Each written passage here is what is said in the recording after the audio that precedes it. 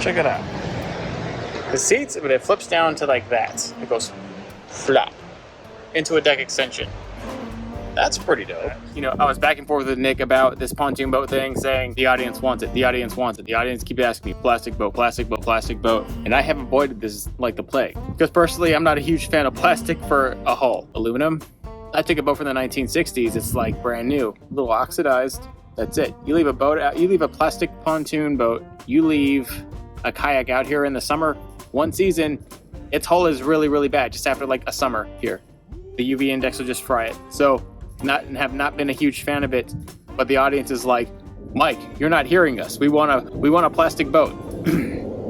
Fine. Anybody want to pay $4,000 for an autopilot yak? No. Well, I'm kind of curious how the turning radius is on this. Oh, that's very smooth. Oh, feel that. Yeah, that's like jelly. Okay, that's nice there. What's this? Oh, that's to flip it up. No, that's to turn it too. No? Oh, that's to pull it.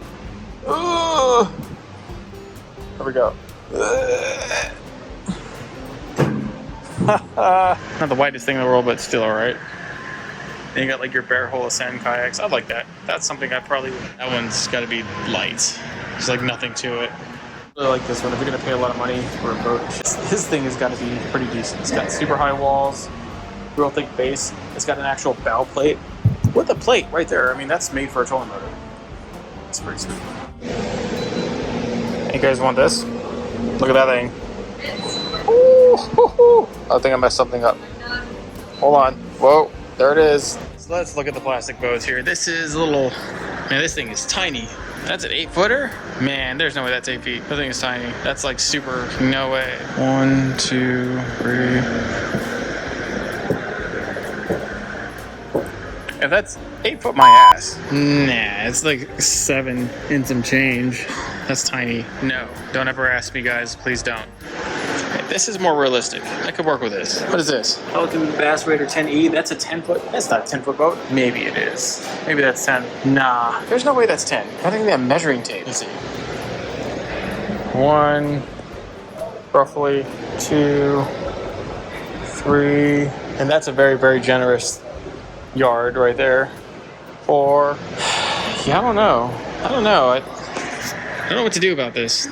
Do you guys want me to mod this thing? Do you guys have any heart for me at all? Do you want me to lose my mind? Well, okay. Transom brackets on the back. I mean, at least it's made for that. At least it has boat things. Those pontoons are pretty dope. Those are pretty big. So, is there like space between the floor? Space between there and then there? I mean, if we're talking about ways to really, really restrict water movement, why would you make, I mean, I understand the arches, but why would you make a bunch of arches that like are protruding out to catch water? I mean, that's going to significantly slow your ability to even go somewhat fast. It's already terrible. You got a non-planing hull with pontoons that are thick and not terribly aeronautical. Like, what is that? I do dig though that they have drain plugs.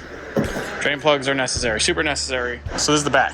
So while I was searching around there and looking at all these boats, Nick's like, hey dude, I got this dude for like half the price. You can go get this boat. And I was like, well, heck yeah, if we're gonna cut it up and do things anyways, might as well get it for the cheapest deal. So we went down there. I got down there. It's not a 10-footer. It looked really big in the pictures. So it was like the little one, the little Pond Prowler, where we were like, it's that one.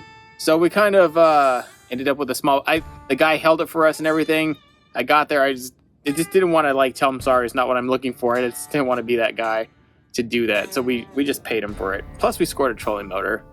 You know, that is whatever it is. Trolling motor and batteries. So let's go take a look at this thing. All right, this thing is whatever it is. It's only, God, it's so small. They say this is 8 feet. I have a hard time believing it's 8 feet. Oh, it's even shorter. It's 7, 8, 7, 10. Jeez, it's not even 8. It's not even a full 8 feet. Oh man, this is for a midget or a small child.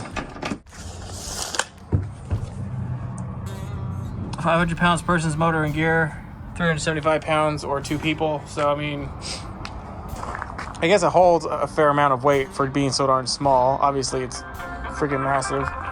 Where do you put your rod in this thing? I mean, what do you do? Like one rod. You just gotta like, store it on the side there. I mean, I guess that would work, huh? Just throw it right there. Little short, little 7-foot rod. So I guess that 10-footer, I was knocking on that 10-footer, but I think it's substantially bigger than this thing. I mean, the lens is making this thing look bigger than it is. It's the wide angle lens, but it's really small. After all things considered, I don't know if I want to convert that thing. I mean, what are we supposed to do with it?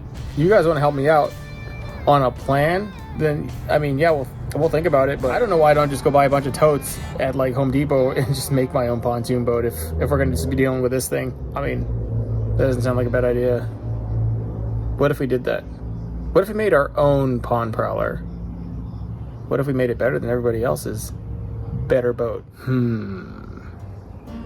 All right, so if you're a patron or a channel member, this video was done a long time ago. It was raw, it wasn't polished up like this one, but we've already started this project on our own DIY plastic pontoon boat. But we also got that Pond Prowler sitting in the back of my yard, and obviously, you know, it's plastic and it's in the sun, so we got to do something with it. Which one do you guys want to see first? Because I have gotten pretty substantially far with a plastic pontoon version, just DIY, and there's a lot of crap to it to make it kind of safe. And I was actually gonna just stop doing it and just call it an L.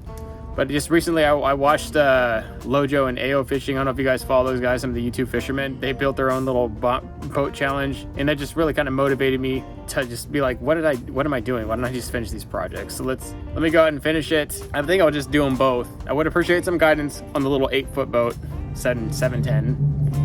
What the heck you guys actually want out of that boat. And then for the DIY pontoon boat, I mean, we're just gonna show you how you would really, honestly just budgetly scrap out stuff from Home Depot. It's not gonna be, you know, it'll be a little bit of money into it, but ultimately it's gonna be a pretty usable platform that you could probably fish off. If you have a little farm pond or a little small lake, you probably could use it and get some really good usable stuff out of it. Make it a little bit more advanced than, you know, the average kind of, we'll just put our little spin on it, put it that way. We already started it. We started it months back, so let's just finish it. By the way, you guys should check out like AO Fishing, and I think it was AO did like a little $500 Home Depot boat challenge. Him and 2 other guys that went out, Lojo and Norm, they went out and they built, I don't know, but AO had some skills. I'm saying and his little boat was very similar to what we would honestly do with our own DIY pontoon boat. Watching him actually go on that thing and it being fishable, and then knowing that the things it did to those boats and it still worked really well gives me a lot more confidence to actually just finish this thing. So we're just gonna go ahead and do it. And in the midst of all this project, I got like a blessing of good weather for the moment. I'm just gonna soak in every little bit of it and see if we can do this project in about a week. It honestly